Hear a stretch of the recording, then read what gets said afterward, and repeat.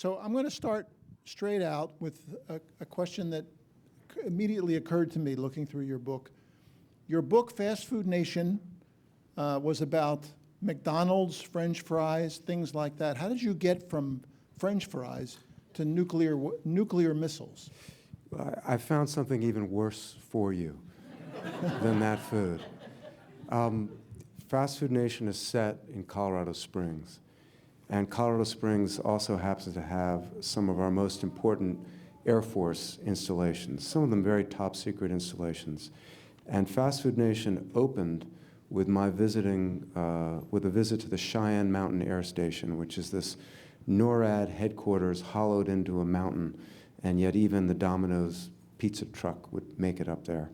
So I spent time with the Air Force in Colorado Springs, and I got more and more interested in what they were doing there. Among other things is the headquarters of the Air Force Space Command. And I thought about writing about the future of warfare in space and the sort of laser beams and particle beam weapons and directed energy weapons that we're planning to put up in space. But as I was spending time with the Air Force, a lot of these officers had begun their career as members of launch crews in ballistic missile underground complexes.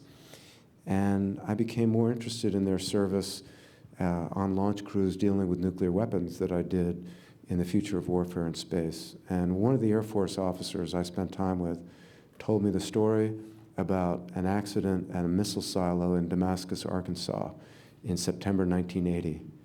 And I thought the story was absolutely incredible. And after I left Colorado, I tracked down one of the people who was there at the accident. And what he told me was even more incredible. So I decided I would write a short book about this one nuclear weapons accident. And I thought I could do it fairly quickly. I thought it would take about a year and a half. I just tracked down the people who were there. And the story just got bigger and bigger and bigger. And what I learned just became more incredible and amazing to me. And what started out as a short book became a somewhat longer book. And it wound up taking me 6 years. But I felt like the subject just could not be more important. Well, let's talk a little bit about the Damascus incident, because even for folks like me, where I had to learn about these things for the work that I was doing, the Damascus incident was new to me. I didn't know about it. Yeah. It occupies a central place in your narrative, and there are many details I know we don't have time to get into. But tell the audience a little bit about what happened there. Yeah. The Damascus accident was one of the most serious accidents involving a nuclear weapon that occurred on American soil.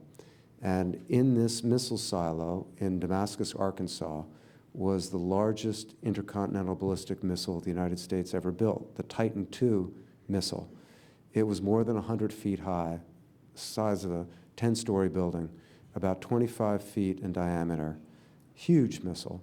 And on top of it was the most powerful nuclear warhead the United States ever put on a missile. This one warhead was 3 times more powerful in its destructive force than all the bombs used by all the armies in the Second World War combined. And that includes both atomic bombs. So 3 times more powerful than all the explosions in the Second World War with this one weapon. And one evening in September of 1980, a couple of repairmen were doing routine maintenance in this silo in Damascus, Arkansas, this little town in the foothill of the Ozarks. And it was the sort of thing they did every day, nothing, no big deal. And one of them was about to unscrew a pressure cap on the missile, and the socket fell off of his wrench. And they were standing on a steel platform near the top of the missile, and the socket hit the steel platform and bounced, and the worker reached out for it, just missed it, and then the socket fell in between this narrow gap between the steel work platform and the missile.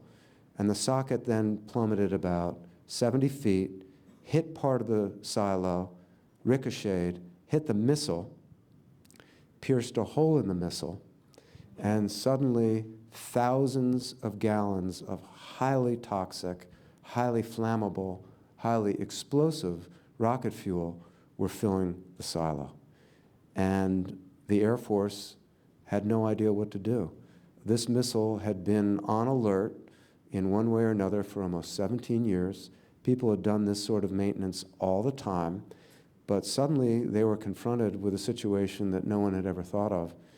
And so the heart of the book is a minute-by-minute account of the Air Force effort to save this missile, prevent it from exploding, prevent the loss of control of the most powerful nuclear warhead we ever built. And the story, to me, is an incredible story in and of itself, full of great heroism by young 19, 20, 21-year-old airmen who risked their lives to save this missile. But it also works very well in addressing some of the bigger themes of the book, which are, having to do with how difficult it is to control complex technological systems. And we're very good at building them, but then once something goes wrong and the chaos ensues, we're often caught empty-handed, not knowing what to do next. One thing you just said in describing what happened was that the Air Force had no idea what to do about this. Yeah. How is it possible that in 1980, after 35 years of the nuclear weapons era, where the United States had built thousands of missiles and deployed thousands of nuclear warheads on them, why is it possible? How is it possible that they didn't know what to do?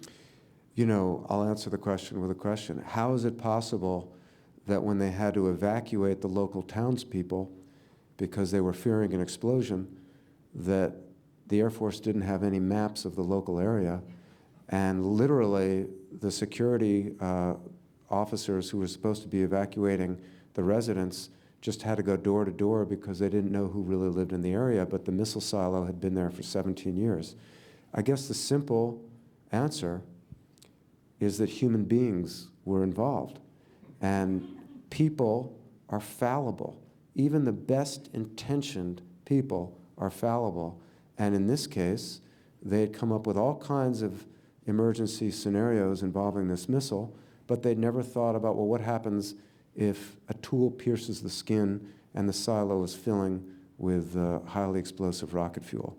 Now, on the one hand, you could see this as a 1 in a million type of accident, because in talking to other workers on the Titan II missile, they dropped tools in the silo all the time, and it was a total hassle, because if you were at the top of the silo and you dropped a tool, you'd have to go all the way down 10 stories, find the tool, go back up to the work platform.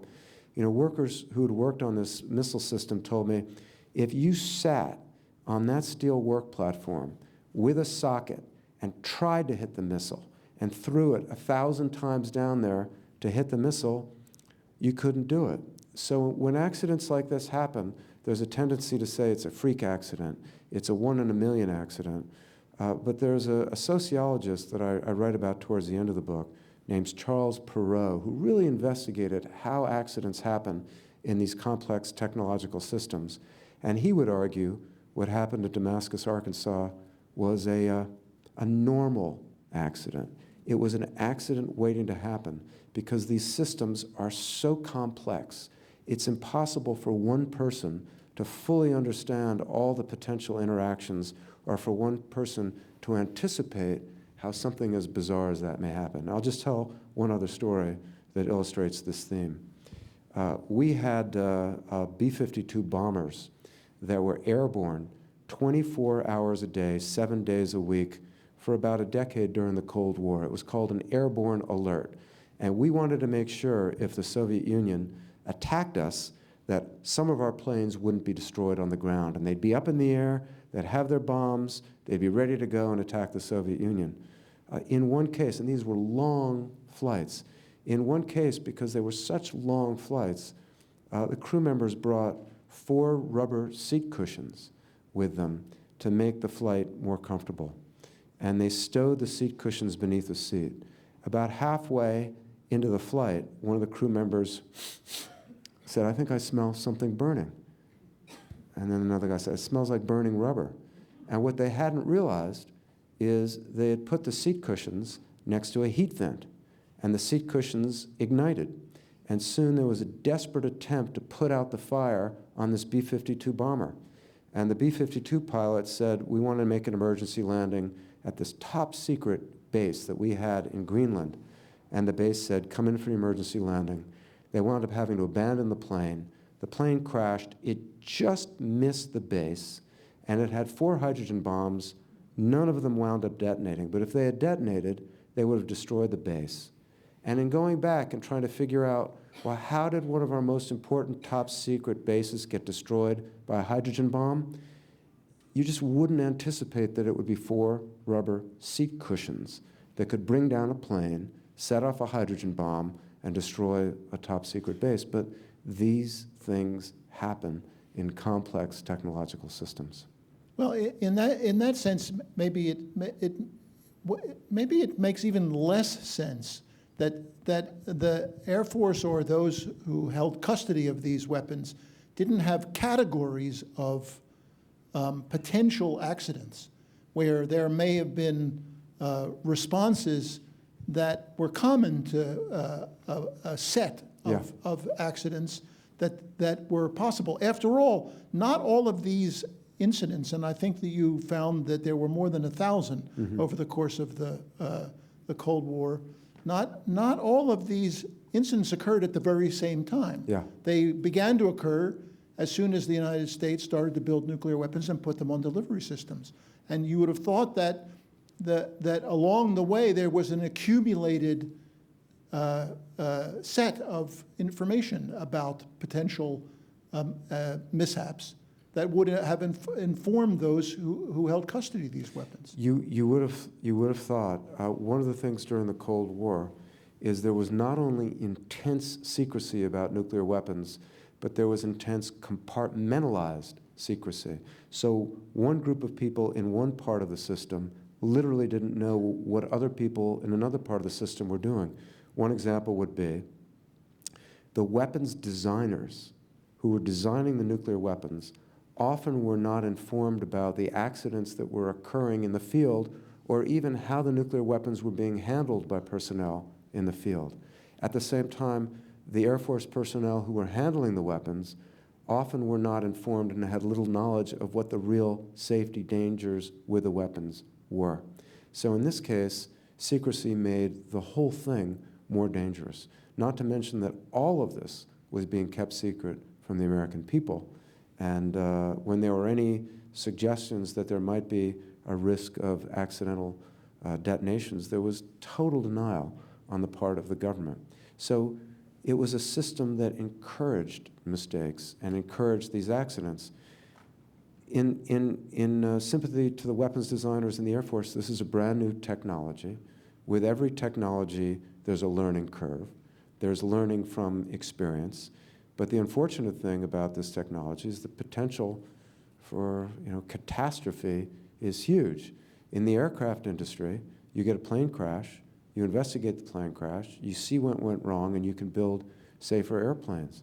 In this case, they were learning from accidents, but you never want to have an accidental nuclear detonation that could destroy not just an entire city, but an entire state of the Union. And it's a testament to the technical competence of our weapons designers and the administrative skills of the Pentagon and the Air Force and the personal courage of many ordinary servicemen that we never did have an accidental detonation. At the same time, we came perilously close on a number of occasions.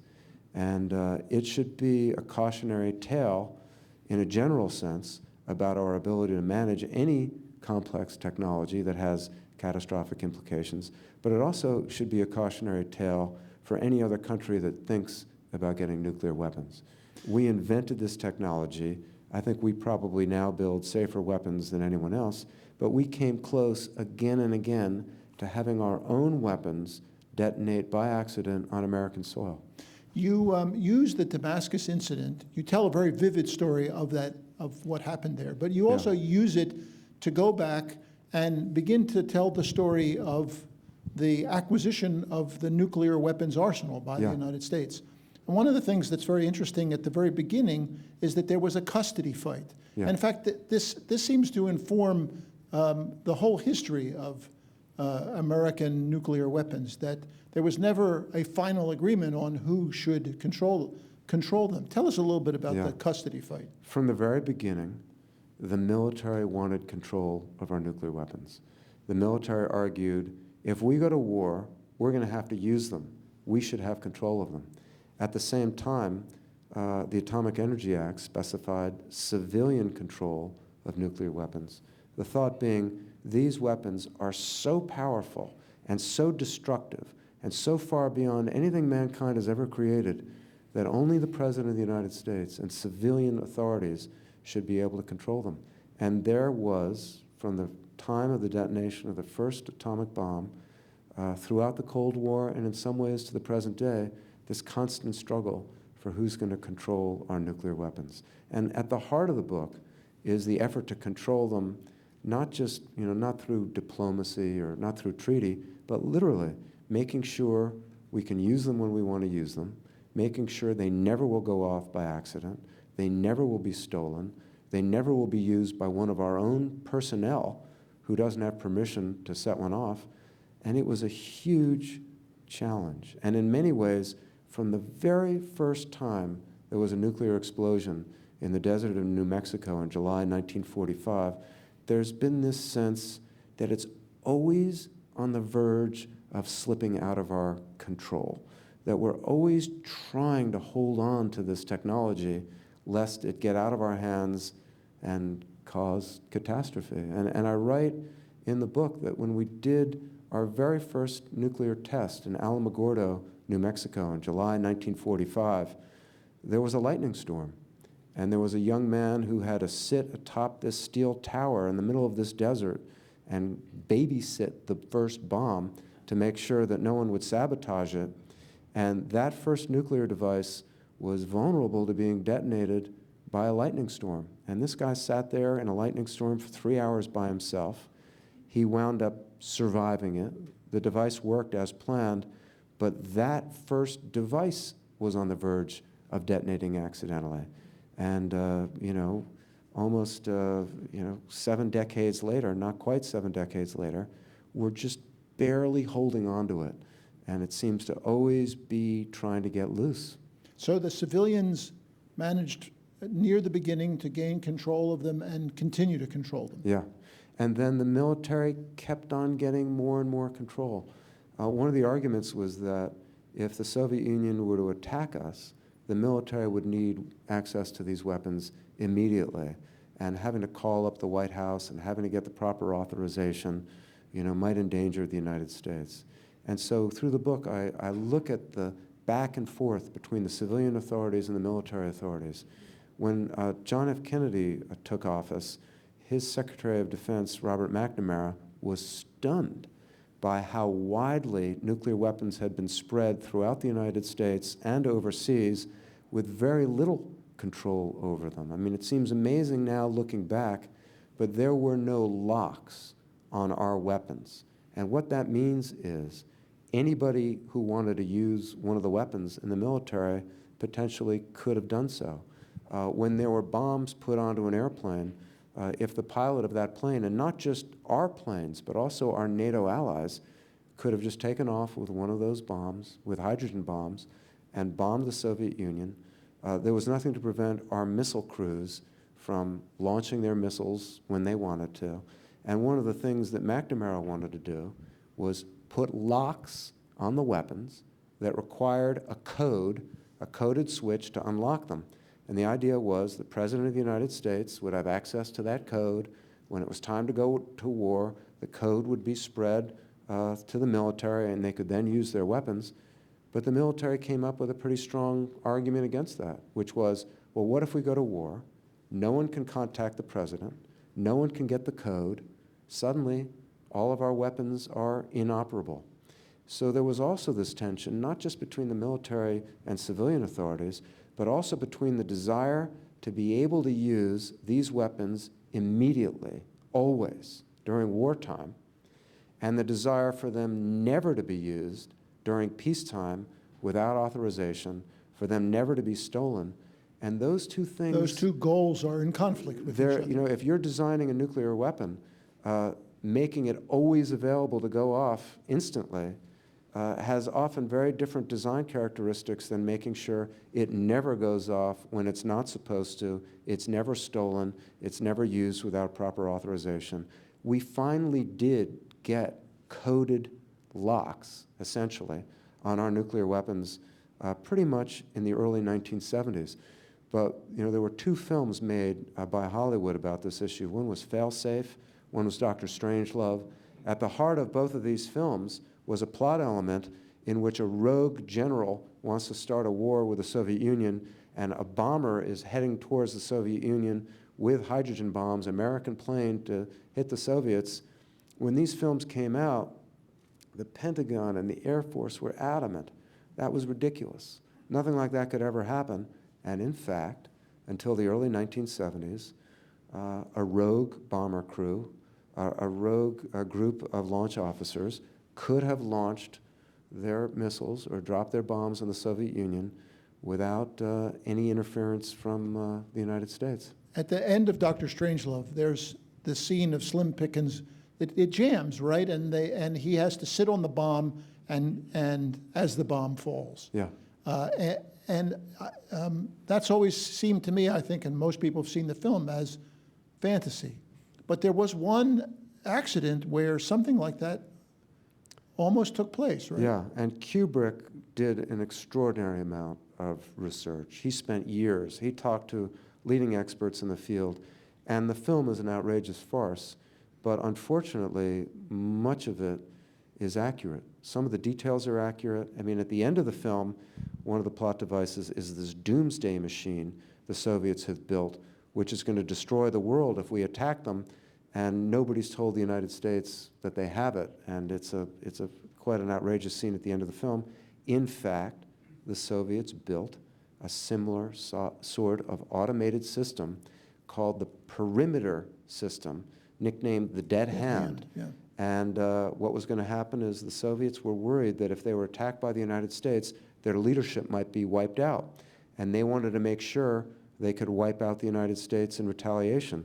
So the Soviet leadership had the ability to switch on this system, and this system would automatically detect if nuclear weapons were detonating in the Soviet Union, and if it detected the detonation of a nuclear weapon in the Soviet Union, it would automatically launch their missiles.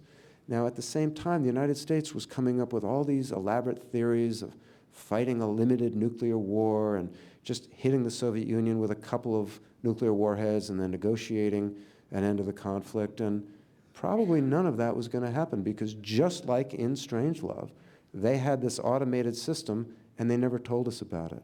Now, the Slim Pickens scene, where he rides a hydrogen bomb down to hit the Soviet Union, again, it's outrageous, but there was a weapons accident in which the pilot had a signal in the cockpit that one of the weapons wasn't properly locked in properly, and one of the crew members went into the bomb bay to figure out if one of the weapons was locked properly, and was leaning over the weapon to see if the locking pin had been properly inserted, and he lost his balance. He grabbed onto something in the cockpit.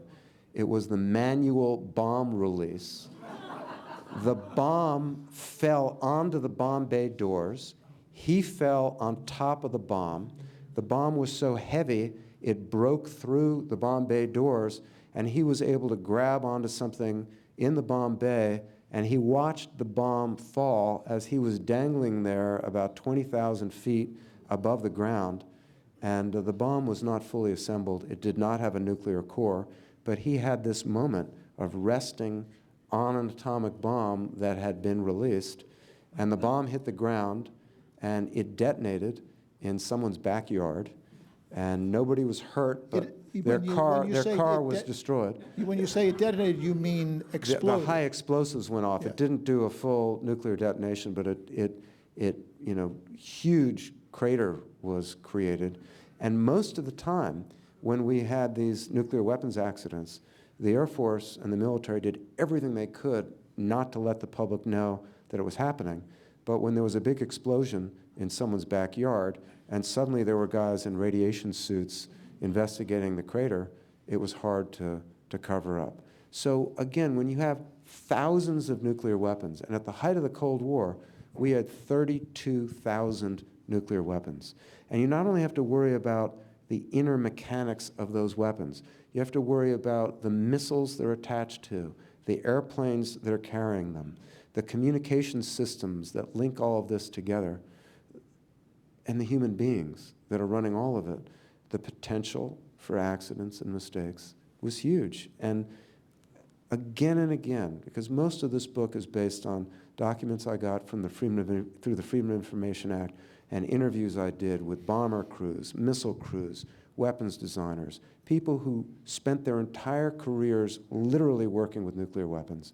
Again and again I heard from them, it is miraculous that a major city has not been destroyed by a nuclear weapon since Nagasaki in 1945. And again, the heroism of our servicemen, the technical expertise of our weapons designers, the administrative skills of those in the Pentagon and the armed services, they deserve enormous credit. But there's also been a fair amount of pure luck. And the question is, how much longer does that luck last? And if we continue to have thousands of nuclear weapons, if other countries build thousands of nuclear weapons, can we say 50 years from now there won't be another city destroyed? And the public has forgotten how awesomely powerful these weapons are. I mean, Katrina was a disaster. The tsunamis that have struck have been disasters.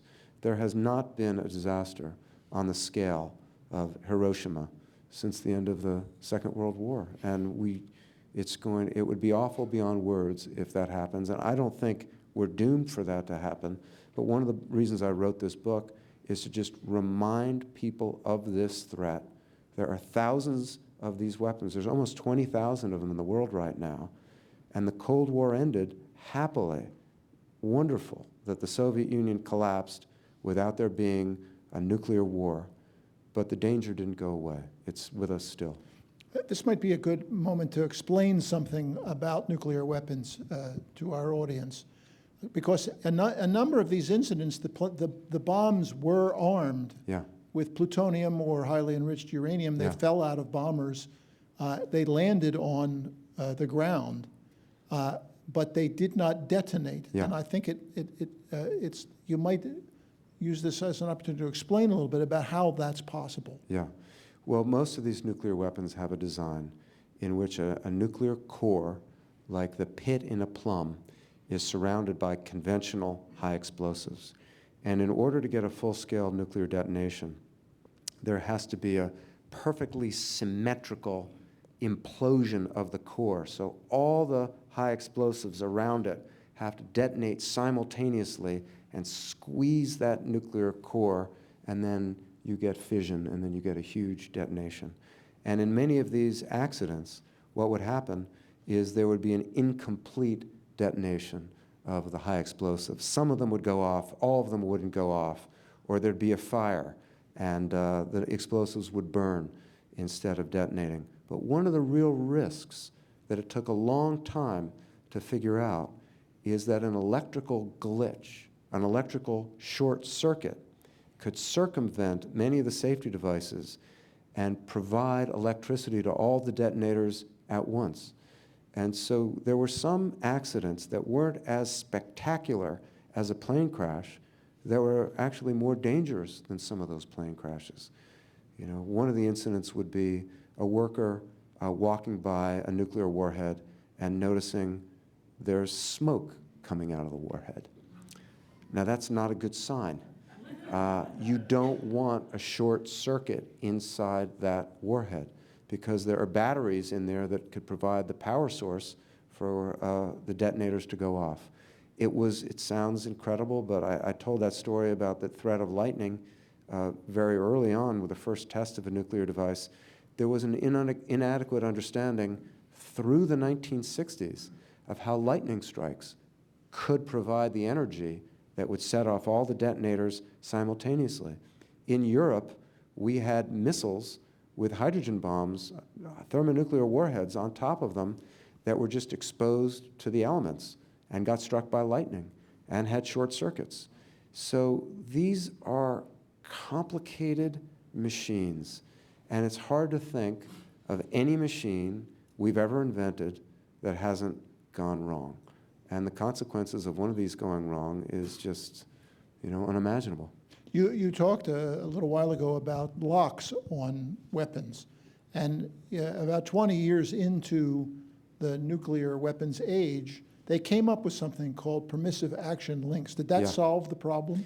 It partially solved the problem. And again, this was Robert McNamara realizing, I interviewed the person, he was a wonderful man who passed away last week. His name was Harold Agnew, and he not only witnessed the first use of an atomic weapon over Hiroshima, but he later became the head of the Los Alamos laboratory. And he was touring NATO in 1960 with a group of congressmen, and he noticed that there was a German plane, a German NATO plane with a nuclear weapon on it, and one American sentry with a rifle guarding it. And he went over to the sentry and said, if a German pilot got onto that plane and tried to take off with that nuclear weapon, what would you do? And he said, I don't really know. I haven't been given orders. And Agnew realized, firstly, he was terrified at the realization. I mean, such intense hatred between Germany and the Soviet Union. It was such a bitter conflict. There was nothing to prevent an angry and alienated German pilot from taking off and deciding in vengeance to just bomb the Soviet Union. That was true throughout NATO. NATO countries essentially had possession of our nuclear weapons. So that's when the idea, and McNamara got involved in it, and I spoke to the late Secretary of Defense McNamara. They got the idea of putting locks on the weapons called permissive action links, these coded locks. But one of the challenges with that is a challenge of code management. Once you put coded locks on the weapons, how many people do you let know the code? The more people you let know the code, the more likely you can use the weapons in wartime, but then the more likely one of those people can use the weapons without proper authorization. This remains a challenge to the present day.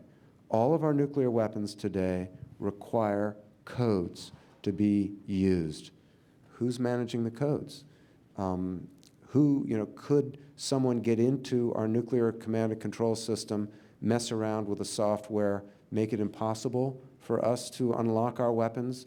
Could somebody get into our nuclear command and control system, hack into it, and launch one of our missiles? It sounds like the plot of a Hollywood thriller, but the Defense Science Board, which is an advisory board that advises the Department of Defense, issued a report this year saying that the vulnerability of our nuclear command and control system to cyber attack has never been fully assessed.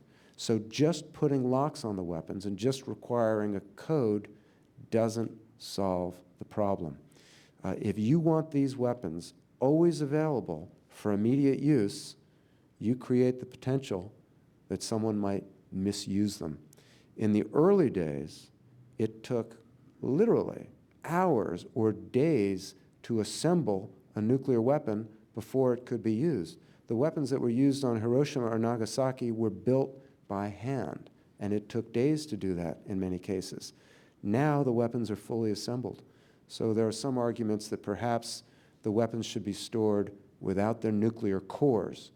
And before you go to war, somebody has to manually or mechanically insert the cores so that if there's an accident or a mistake, the weapon without the core can't go off. But then there's the military argument, well, what if we're under attack? What if we need to use the weapons immediately? They're not assembled. And these are inherent challenges in the management of nuclear weapons.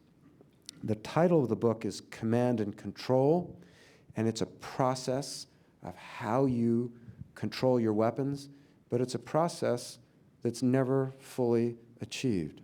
We have done an incredible job of preventing an accidental detonation until we haven't done that job.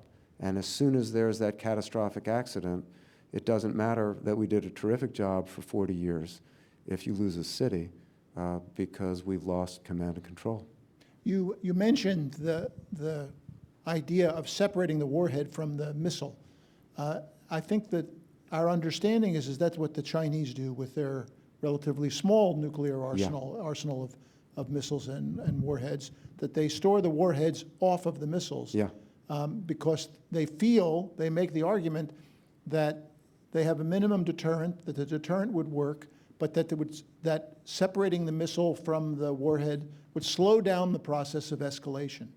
And this has been argued some in recent years in the United States. Yeah. Has there been a conclusion reached among the custodians of these weapons about whether to do that or not? We think that's what the Chinese are doing, but we really don't know. And we don't know because there haven't been any arms control agreements with the Chinese. We don't have any means of verifying it. We assume that their arsenal is much smaller than ours. We have been told that's what the Pakistani and Indian forces are doing, maintaining the warheads separate from the missiles. We don't know for certain that's the case. The danger of having the warhead separate from the missile, particularly India and Pakistan, is if one feels like the other might attack in a surprise attack, you could be caught off guard without your weapons fully assembled. There is a strong argument in the United States for taking the warheads off of our land-based missiles. These missiles are right now primed to go very quickly. The threat of there being some mistake or accident is higher with these missiles because their locations are known. They're the ones that could be most easily destroyed by an enemy in a surprise attack, so that there's the pressure to use them as quickly as possible. With the missiles that we have on our submarines, those submarines are hidden beneath the ocean. The odds of them being discovered by an enemy is small, and there's less pressure to use them or lose them. But the land-based missiles are, the most vulnerable, I think, to these accidents, and I probably would support taking the warheads off of the missiles. And if someone destroys all of our land-based missiles, we'll still have hundreds, if not thousands, based on our submarines. Well, in fact, there's also another argument that that's all that's really needed to defend the United States. Yeah. That it's a little crazy to continue to have land-based missiles have warheads. That all of that, and that they're ready for launch, all of that implies that there are also targets that they're targeted toward. And the United States has wanted for a number of years to deny that we continue to target places either in Russia or in China or anywhere else. Well, the truth is, right now, our nuclear weapons are not targeted at any country. And this was an agreement that we made with Russia. Our missiles and their missiles are targeted at the open ocean, but the targets can be inserted in those warheads immediately. So it could be a very quick process of inserting the targeting information, and the same sort of accident that could launch one inadvertently could put the target in quickly and then launch them. The nuclear forces that we have are inherited from the strategies of the Cold War. The Soviet Union, which was the reason that we created our nuclear weapons, no longer exists. So there needs to be a real national debate on how many weapons do we need? Why do we need them? How would we use them? Where would they be aimed? What's the point of these weapons? And the book isn't making a strong argument, to answer any of those questions. It's trying to provide information that's been hidden from the public, in some cases for 60, 70 years. And it's this information that I think is essential to having this kind of national debate. One of the results of the incredible secrecy around nuclear weapons is it's allowed a small group of policymakers in Washington, D.C. to make these decisions in secret for decades. And I really believe the questions I just posed, how many, what type, why, aimed where, these are the questions that should be answered by the American people through a debate, and not answers that should be done in secret, because we're giving a small number of people the power to annihilate millions. I mean, it's sort of amazing. I mean, I'm going to Great Britain where the book is being published. In Great Britain, they outlawed, the death penalty 40 years ago. A judge in Great Britain cannot give the death sentence to a convicted murderer, but the British Prime Minister can order the launch of nuclear weapons that will kill millions or tens of millions of civilians without having to justify or explain anything to the British people. And in the United States, we do still have the death penalty, but the power that the President of the United States has with these nuclear weapons is unprecedented in human history. And in a democracy, we need to lay down certain rules and have a debate about how that power should be wielded if it's ever used. What about the alert issue? It's something that I'm unclear on. Critics of our nuclear posture have focused on the issue that allegedly the missiles that we do deploy, the nuclear missiles, are on hair trigger alert and can be launched at any moment. And many critics of that have said there's no need for that any longer. What did you find in your research for the book about the alert issue? The land-based missiles are on alert. And the reason they're on alert is because their locations are known, they could be destroyed. And so they have to be, the theory is we've got to be able to launch them before they're destroyed. And then the question becomes, well, who's going to attack 450 of our missiles and try to destroy them all at once? Because whoever does that is going to have to contend with about 1,000 missiles on our submarines that'll still be, available to retaliate against anyone who destroys us. This mentality came out of the Cold War, in which the United States and the Soviet Union maintained its nuclear forces on hair trigger alert. And during the Cold War, it was thought, whoever strikes first has a better chance of, if not winning a nuclear war, then emerging from it with less damage. The inner logic of a nuclear war is very similar to a shootout in the Old West. Whoever shoots first has a better chance of winning. So both the United States and the Soviet Union maintained thousands of weapons ready to go. The question is, in the year 2013, is that really necessary? Or is that a source of danger and instability? Russia right now, again, I'm critical of the management of our nuclear weapons, but I think that technically we're probably the most proficient. We have the safest weapons in the world. Russia has an aging command and control system, early warning system. They're quite concerned about whether they'd even be able to respond if they were under attack. So their hair trigger alert puts them under enormous pressure to launch first. They have difficulty getting their submarines into the sea. So they're concerned that if we were to launch a surprise attack on them, we might be able to wipe out, if not all their nuclear weapons, then most of them. So you have these two countries which really have no reason to seek to annihilate one another, still having a nuclear posture that makes that possible. And to his credit, President Obama has worked hard for the last 4 years to reduce this level of threat and reduce the number of nuclear weapons. And Russia has been less than eager to do so. I think nuclear weapons still have this sort of quality of being a status symbol, a measure of your national might. And one of the big themes of the book is that nuclear weapons actually pose a threat to anyone who possesses them. There was a Soviet submarine. They have a lot of trouble with their submarines. There was a Soviet submarine that caught on fire 2 years ago, a Russian submarine, I'm sorry, that caught on fire 2 years ago, and Russia initially denied that there were any nuclear weapons on board. It later turns out that there were 16 missiles. Each one had 4 nuclear warheads on it. And the reports from Russia was that this could have caused a catastrophe much worse than Chernobyl. The fire burned for hours. They eventually had to submerge the sub to help extinguish the fire.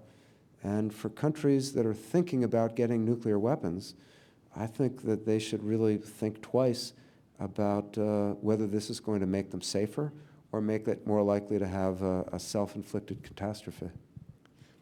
Let's go back to the Damascus incident. You took us only through the beginning of that incident. Well, I don't want to give away the ending. No, you don't have to give away anything you don't want to give away, but tell us a little bit more. I mean, you have the workers who are doing routine work. They drop a socket, it bounces down 70 feet, and it opens up a hole in one of the rocket fuel tanks, I guess. Yeah. And then not much happens for a few days, right? No, there is a lot of debate about what to do, and it occurs over the course of hours into the early morning hours. The accident occurs at 6:30 in the evening, and there were just a series of mistakes. And one of the mistakes that was made was there was a launch crew in an underground bunker not far from the missile, and there was a decision made to evacuate that crew in case there was an explosion. But once they evacuated that crew, they had no idea what was going on inside the missile silos. They had no access to any of the controls or any of the sensors.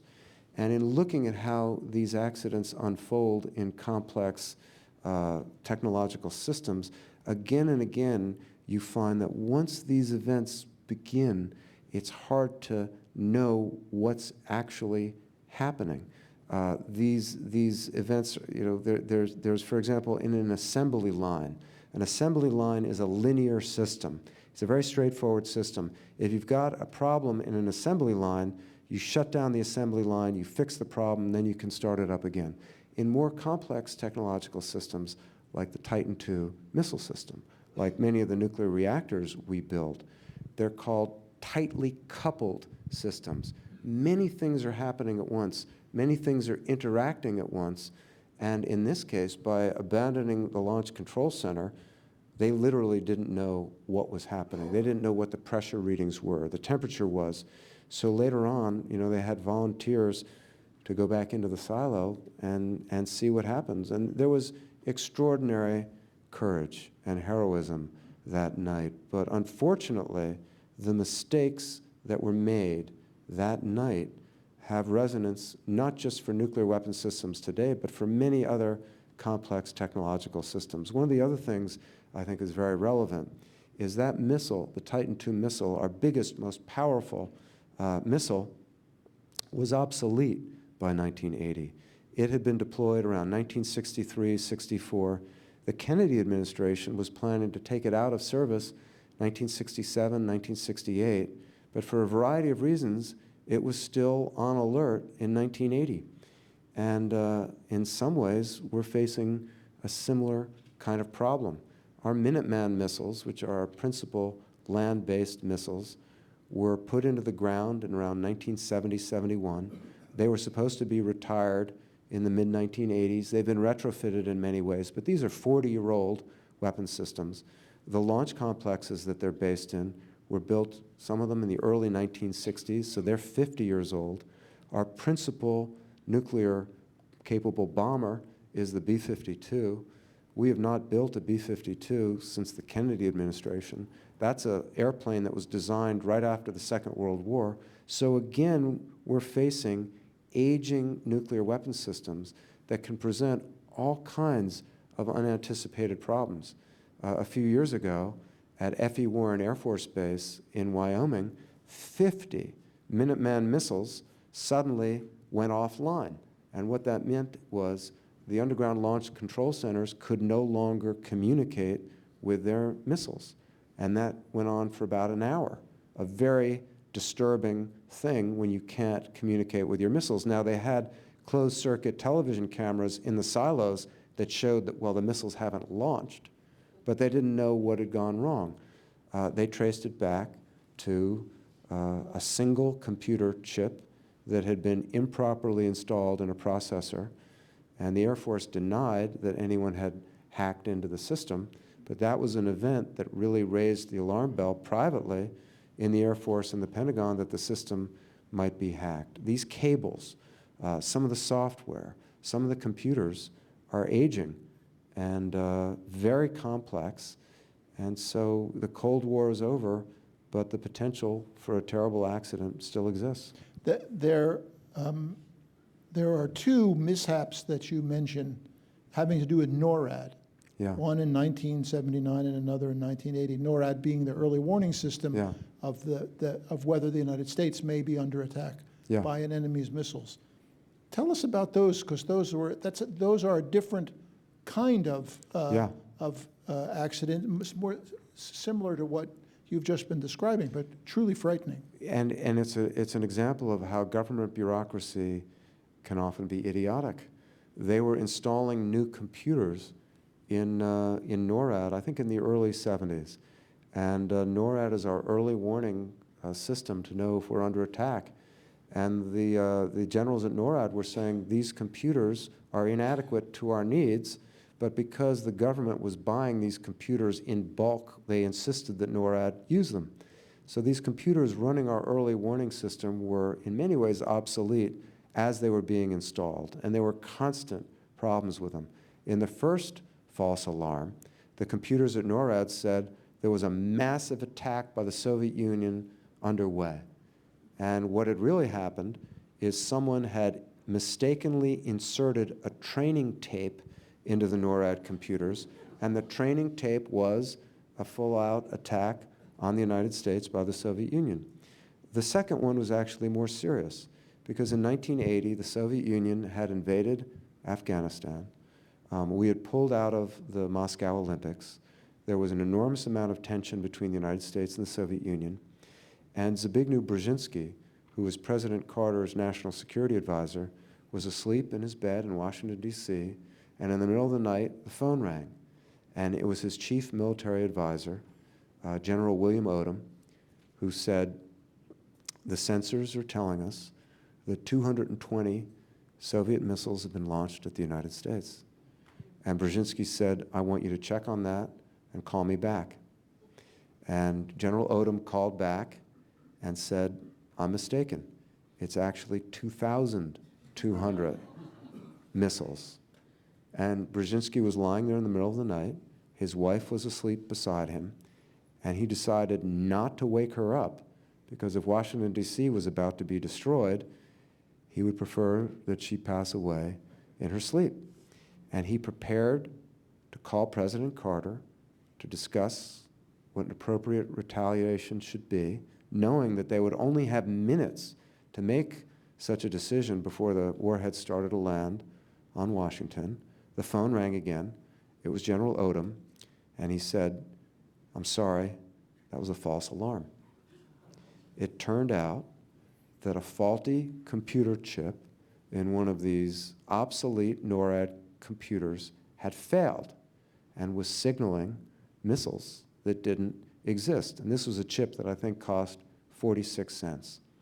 Now, you could make an argument that the system worked, because at the actual early warning radar installations, they were not getting any indications of a Soviet attack, and the Strategic Air Command in charge of our nuclear strategic warheads was able to say, we think this is a false alarm. So on the one hand, the system worked. On the other hand, it got to the point of the President's National Security Advisor preparing to call the President of the United States and advise a nuclear strike on the Soviet Union, and you don't want mistakes to get to that point. Again and again, you find our coming very close to war with the Soviet Union and our coming very close to having our own weapons detonate accidentally. What were the lessons learned from that incident? That NORAD needed new computers, quite honestly, and that NORAD needed to be significantly upgraded. But these are incredibly complicated technological systems, and I interviewed someone who worked as the head of command and control at the Strategic Air Command. It was an enormously stressful job. You were constantly trying to differentiate false alarms from the real thing. Every day they'd have to come up with new launch codes. Every day they'd have to know where their bombers were, know the status of all their missiles. So many intricate pieces in this gigantic system, thousands of weapons. And he compared it to trying to keep an angry tiger under control by holding on to the tail. And the tiger always wanted to get loose. And it's just, there was an enormous sense of relief at the upper levels of our military when the Cold War ended, because I love the film Dr. Strangelove, and many of the B-52 crew members I spoke to loved that film as well and could recite lines from it. But one of the things that, I think, should be taken into account is this sort of right-wing, militaristic, eager to destroy the Soviet Union mentality that was parodied in the film really wasn't an accurate characterization of the people who are managing our nuclear arsenal. They understood better than anyone how destructive these weapons were and what would happen if they were to be used, what would happen to their families, and they had to live with this knowledge and live with this stress without being able to talk to their loved ones about it because of the secrecy and the classification of this information. So I have a great deal of admiration for those who carried this weight and dealt with this stress. And I don't think we've really done an adequate job of kind of celebrating the people who served in the Cold War, some of whom lost their lives, some of whom risked their lives to prevent this sort of war and to prevent these kinds of catastrophes. With the Cold War over, are U.S. nuclear weapons safer now? The warheads and the bombs are safer because of modern safety mechanisms that were put in there. And one of the stories in the book is about the engineers at the Sandia National Laboratory, one of them, Robert Purifoy, who is a real hero for fighting to get adequate safety mechanisms put into our weapons, which you would think would be a no-brainer, but there was enormous resistance. There was denial that there were safety problems to begin with, and then there was resistance to put in any safety mechanisms that might make our weapons less reliable in warfare. So the weapons themselves are safer, but I am concerned about some of the weapons systems and how they're aging and how complicated they are, and about even the management of them today. Well, the in management 2007, the Air Force lost control of half a dozen thermonuclear weapons for basically a day and a half. And nobody was asked to sign for these thermonuclear weapons, vastly more powerful than the bombs that destroyed Hiroshima and Nagasaki. Tell this story in a little more detail. This was at Minot Air Force Base, and they were mistakenly removed from a weapons storage bunker. The people who removed them never checked to see if there were nuclear weapons mated to these missiles. The people who loaded them onto a B-52 bomber never checked to see if there were nuclear warheads. The crew and the pilot of the plane never checked them. They were flown across the United States in violation of our safety rules. The plane was then parked on a runway for 9 hours, unguarded. There were so many layers of failure. The notion that you could remove 6 thermonuclear weapons from a storage facility without having to sign for them. And later on, when the investigation was conducted, nobody was quite sure who was responsible for signing for them. The weapons were allowed to pass a security checkpoint without being checked. It was a failure on the part of the pilot not to check what kind of weapons were being put on that plane. And in this case, no one realized the weapons were missing. Someone came over to the plane in Louisiana, the air base that had been flown to at Barksdale Air Force Base, was going to unload these missiles and realized, oh my God, there are nuclear weapons on these missiles, and no one had realized they were missing. These weapons could have been stolen, and that would have been just, again, like something out of a Hollywood film. So in 2007, the Secretary of Defense at the time, Robert Gates, read the Riot Act to the Air Force, fired 2 top officials at the Air Force and said, this is completely unacceptable. Unfortunately, the message wasn't clearly heard because 3 years later, at Kirtland Air Force Base, our largest storage facility the Air Force uses for its nuclear weapons, the entire squadron there was decertified, that is, taken off of the job for safety violations. And just this summer, 2 of our 3 strategic missile wings were cited for serious safety violations. So there are real management problems at the moment in the Air Force. Why do you think that is? Well, during the Cold War, to have control of nuclear weapons and be involved in nuclear weapons at the Air Force was to be really the most elite units in the Air Force. The Strategic Air Command, for most of the Cold War, was considered the most prestigious command in the Air Force. And then when the Cold War ended, being involved in nuclear weapons seemed like a career dead end. And the Air Force has been much less interested in weapons that seem like they'll never be used than in weapon systems that might be used in Afghanistan or Iraq or future conflicts. So increasingly, there are fewer people in the Air Force who have experience dealing with nuclear weapons. There are fewer people who are motivated to go into that career field, and we've just had a series of mistakes that are fortunately not ended in a disaster, but could have ended in, something terrible happening. Was there ever an example of a nuclear weapon that was lost and then not found? A number of these incidents occurred where bombs did fall out of planes, Yeah. but they were discovered on the ground, and their pieces were gathered together and Yeah. taken away. Are there any that were never discovered? There have been weapons. There was one weapon that was dropped off the coast of Georgia because a plane was coming in for a landing and had to drop the weapon before landing. And it was never found, but it was not a fully assembled nuclear weapon. It didn't have the nuclear core. There have been some nuclear weapons that were lost at sea. In one instance, a fighter plane with a fully assembled nuclear weapon rolled off the deck of an aircraft carrier. The plane was lost, the pilot was lost, the weapon was lost off the coast of Japan into very deep ocean.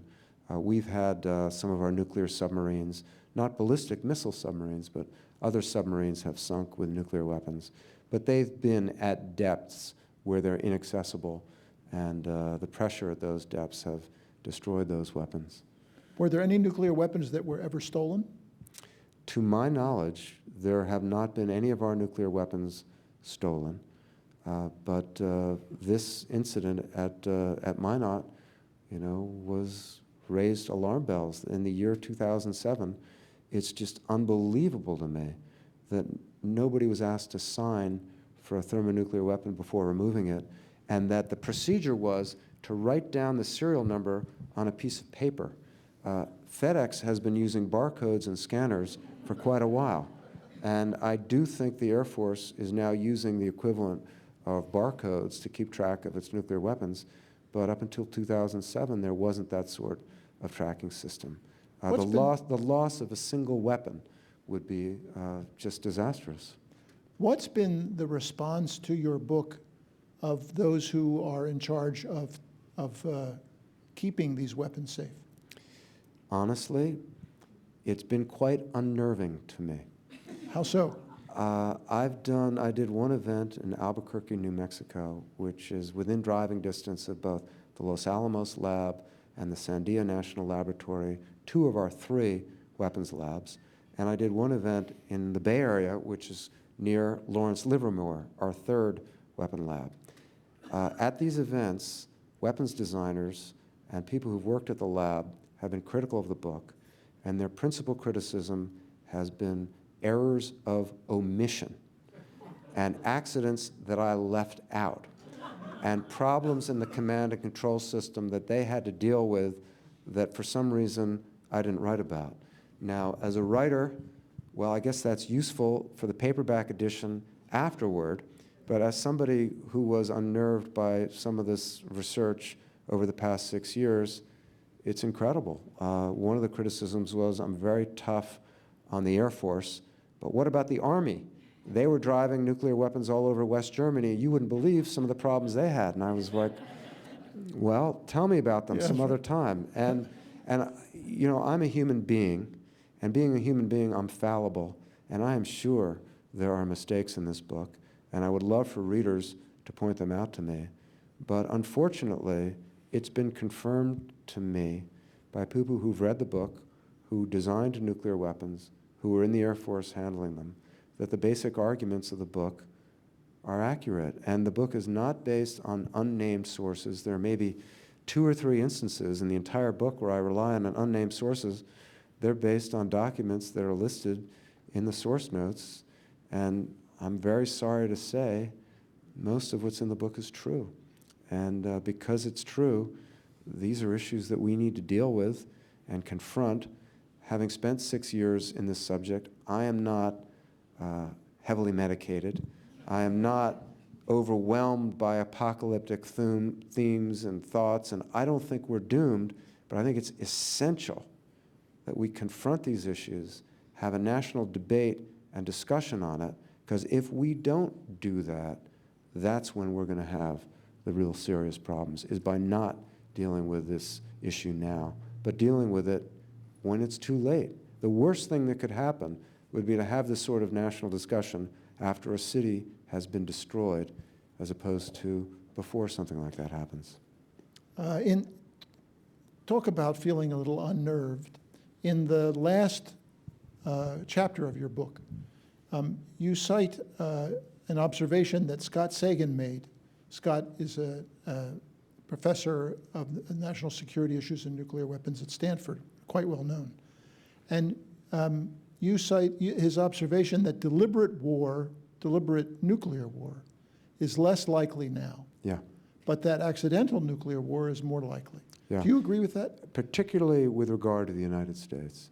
The threat of the United States being involved in all-out nuclear war is enormously, enormously lower than it was during the Cold War, during the 1980s, during the 1960s, at periods of high tension. But I do believe that the threat of an individual weapon being used is probably higher. And there are terrorist groups very eager to get their hands on nuclear weapons. There is a great deal of fissile material, uranium-235 and plutonium, that's available in Russia that could be stolen. And there is this ever-present risk of accidents, and particularly as our vigilance has gone down somewhat.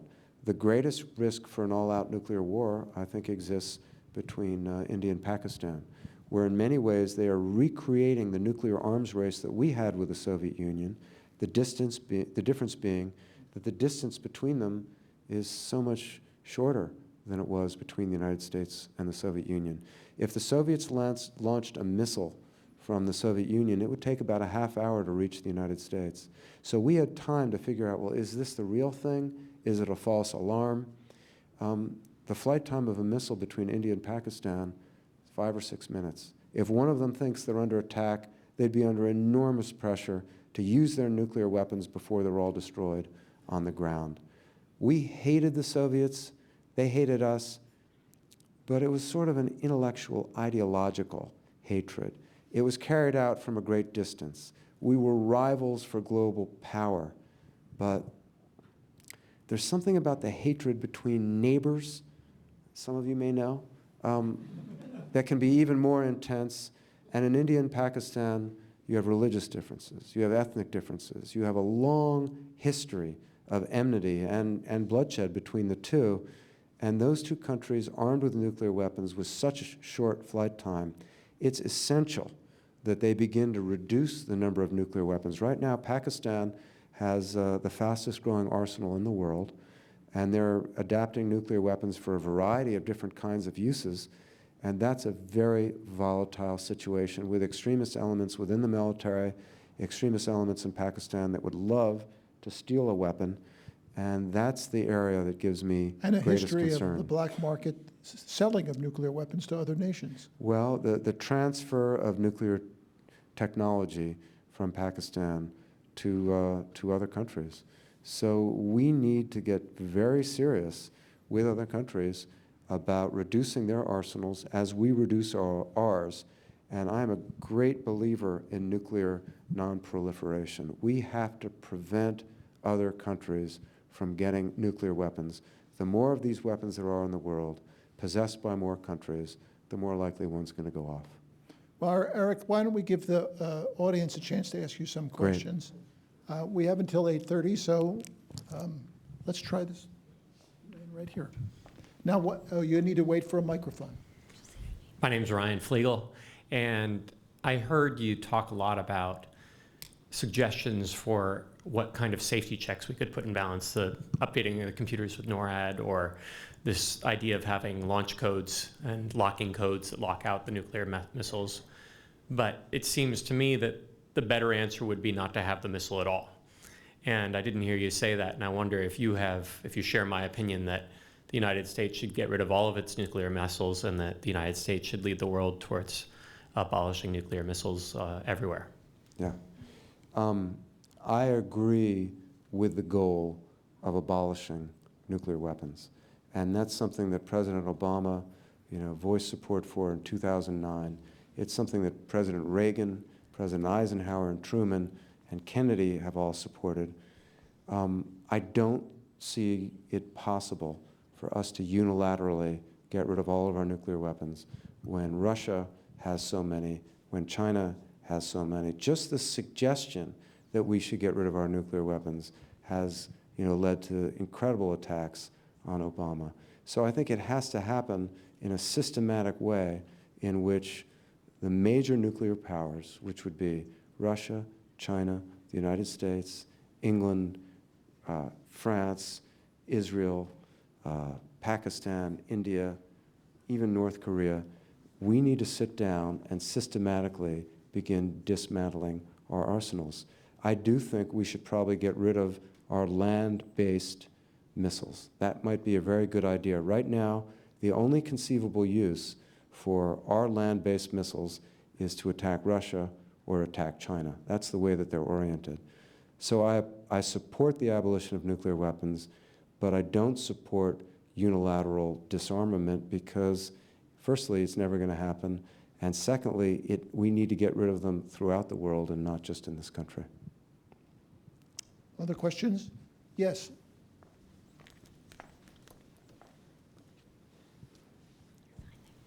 Hi there, my name is Susan Kitchens. I notice quite a parallel between the conversation that you would like us to have about what to do with our nuclear weapons as a country with an open, aware, transparent dialogue. Mm-hmm.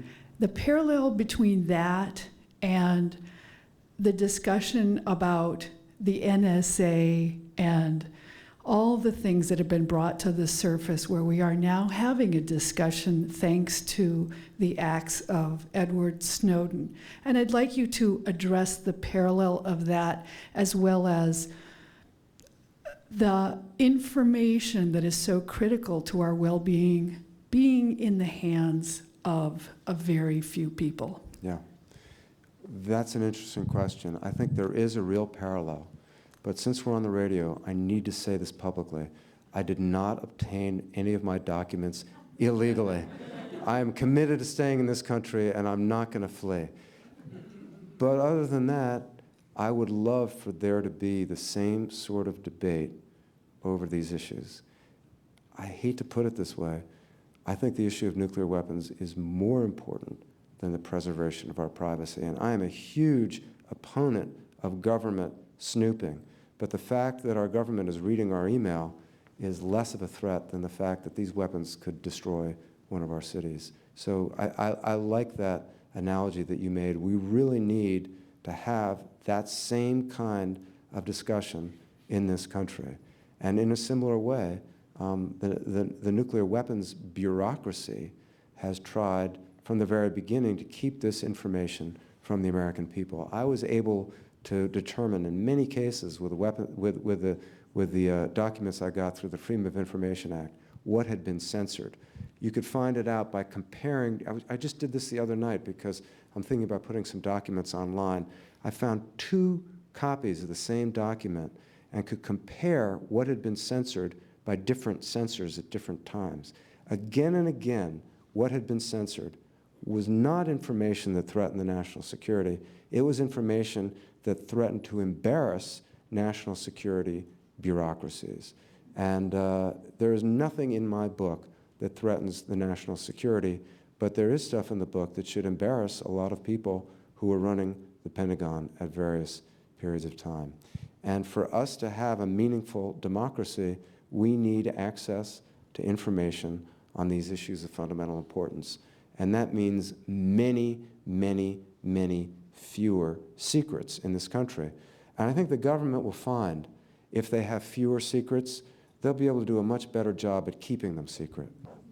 I think it's worth noting, Eric, that one of your sources for the detailed depiction of the Damascus event that actually, folks, is really riveting in Eric's book, that one of the sources was a quite detailed, lengthy investigative report done by the Pentagon itself. Yeah. About what happened there. Yeah, one of the best sources I had was an Accident Investigation Board report that the Air Force did in the months following the accident. And when I contacted the Air Force for that report, they said they didn't have a copy of it. And they said that all the copies that they knew of had been destroyed. And they were quite apologetic, and thank you very much for inquiring. And I was able to find, through a lot of hard work, that there was a copy of that accident investigation report at a university library in Kansas, and it had been donated there by Congressman Dan Glickman, whose state had Titan II missiles. I've subsequently learned there are a few other copies of that report at other libraries, and it was a wonderful resource. It was not a classified version of the report, but it was astonishing to me that the Air Force, which did the investigation of one of the most serious nuclear weapons accidents on American soil, said that they were under no legal obligation anymore to keep copies of the report, and I guess in spring cleaning just destroy them all. Another question. Yes, back there, last row.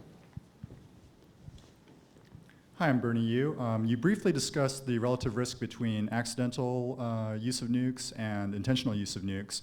Could you clarify which you think poses the greater risk, and also relate it to the risk of accidents at nuclear power plants? Yeah.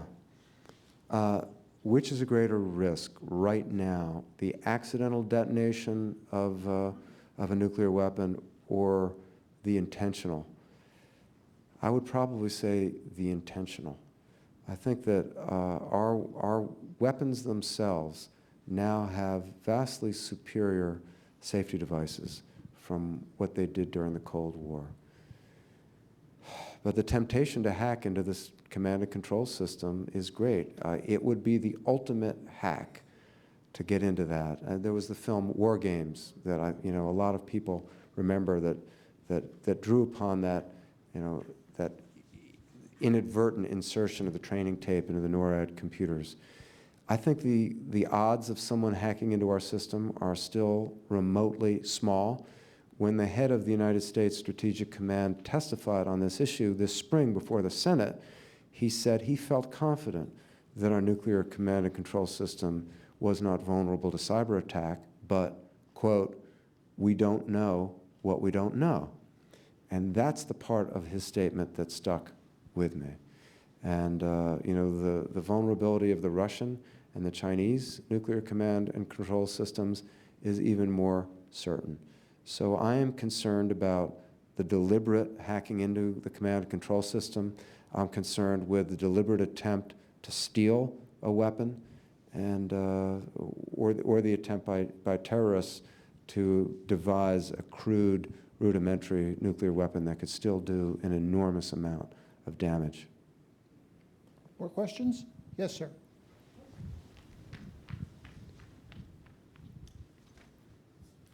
There was an old psychology principle when I was in grad school that if you give someone a really scary communication, but you don't give them anything they can do about it to reduce the threat, that they'll either suppress the communication or just not even listen to it. Basically, it won't go anywhere. Your book is pretty unnerving, but I didn't see steps that we as readers should or could take. Hey, can you talk about that? Yeah. Well, that may be an old theory from psychological textbooks, but I would argue with it. I think that there are different kinds of writing. There are writing that are works of advocacy that are more kind of programmatic, and then there are works that are really calmly trying to lay out the facts. And that may sound like a cop-out, but the criticism you just made was exactly the criticism that was made again and again of the book Fast Food Nation that I wrote about 12 years ago. And I was not trying to set out a plan for reforming the nation's food system. I was just trying to reveal the hidden workings of it. And I think as a writer, that's my greatest skill. Having said that, at the end of this book, I suggest that we need to relook at our nuclear weapons system. And there are all kinds of groups that are campaigning now for changing this system. One would be Global Zero. Another would be the International Campaign to Abolish Nuclear Weapons. There was a nuclear freeze movement in the 70s and 80s. So there's all kinds of civic action that can occur, but maybe that's another book that someone else should write. What I'm just trying to do is take this information that's been hidden and present it in a dispassionate way so that maybe you can read the book and feel like we should abolish nuclear weapons. You could read the book and think maybe we need to keep 200 or 300 of them, but what we need most of all is to be thinking about it, and not from a place of fear and anxiety, but in a way, an empowered place that having access to information then can lead to a course of action. Yes, in the second row here. Hi, Colin Wood. You'd worked in, or you were reported in Iran. What is the had you worked in No, Iran? I've never been. Oh, that's what I thought you Yeah. said. No. So the concern among the people that you speak to in the military and government about Iran, where is it now? What are they trying to do about it? What is the level of concern? Well, it's a big topic you've raised. It's obviously concerning the White House and the state of Israel and many other nations in the world. I'm not able quickly to answer all of those questions about Iran. What I will say is that there are facilities that the Iranians use to enrich uranium and carry out other nuclear activities in Iran that are under regular inspection by the International Atomic Energy Agency. And every 3 months, the IAEA publishes reports about the progress of those parts of the programs. So that, in fact, the world has a pretty good idea, not a perfect idea, but a pretty good idea of what Iran is doing in the nuclear realm. Iran denies that it's seeking a nuclear weapon, but at the same time, there are a number of questions that raise the possibility that those denials are untrue, that the IAEA wants to get the answers from Iran. Iran, some years ago, pledged to give them the answers and then didn't. So there is reason to maintain certain suspicions about aspects of Iran's nuclear program. I think it's fair to say, though, that Iran has developed its nuclear activities at a far slower pace than most political leaders who pay close attention to this have asserted. And they've had far more technical difficulties in installing the gas centrifuges that enrich uranium and other aspects of their nuclear program. So that, to my mind, the hysteria around Iran's nuclear program should be tempered by looking closely at what the international community through the UN and the IAEA have really gained from access to those facilities. In fact, one of those facilities, called the uranium, not the enrichment facility, but the facility that prepares uranium for enriching. I had an opportunity to visit that facility in 2007. There were a small group of reporters that they took to that facility and to the one nuclear reactor that Iran is building along with Russian help. So there was a certain effort to be at least partially transparent. And I think that with better relations with Iran, there might be even more transparency. I think we have time for one more question, maybe, in the back. Hi, Stephen Rosebrook. I was wondering if I could get your views on how South Africa handled their weapons program. Yeah. Well, South Africa had a nuclear weapons program, and most likely did a single test of one of their weapons, and with the end of apartheid was unusual in being a nuclear power that decided to give up nuclear weapons, and I think can serve as a model for other nations. Right now in Great Britain, they're deciding how to go forward, whether to build a new class of nuclear submarines, and I think it would be terrific if Great Britain decided to become a non-nuclear power.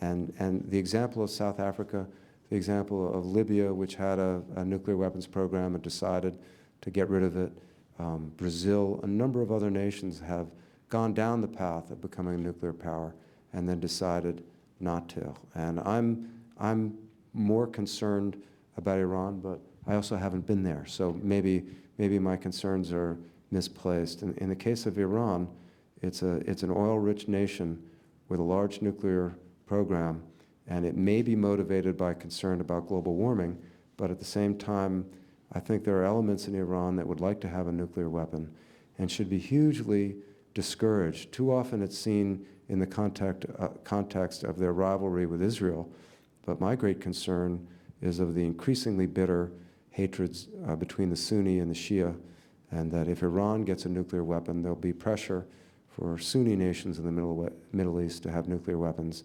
And it's just such a volatile region at the moment. You don't want to introduce nuclear weapons to these various countries there. I wonder if you have any thoughts on that as well. No, I agree with you. So thank you all, and I just want to end on the fact that Mike witnessed the end of the Soviet Union without anyone being killed in a Third World War, and the end of a separated Germany. And so wonderful things can happen in history, and we are not necessarily doomed to a nuclear apocalypse, but we have to act to make sure that that's the case, and we have to be aware of the problem and not just assume that someone else is dealing with the problem. Thank you very much, Eric. Thank you. And thank you all for coming. If you'll give us a moment, Eric will move out to the table in the lobby where he'll be available for a little while to sign books, which are available for purchase there as well. And thank you, Mike. Thank you, Eric. It was really wonderful discussion.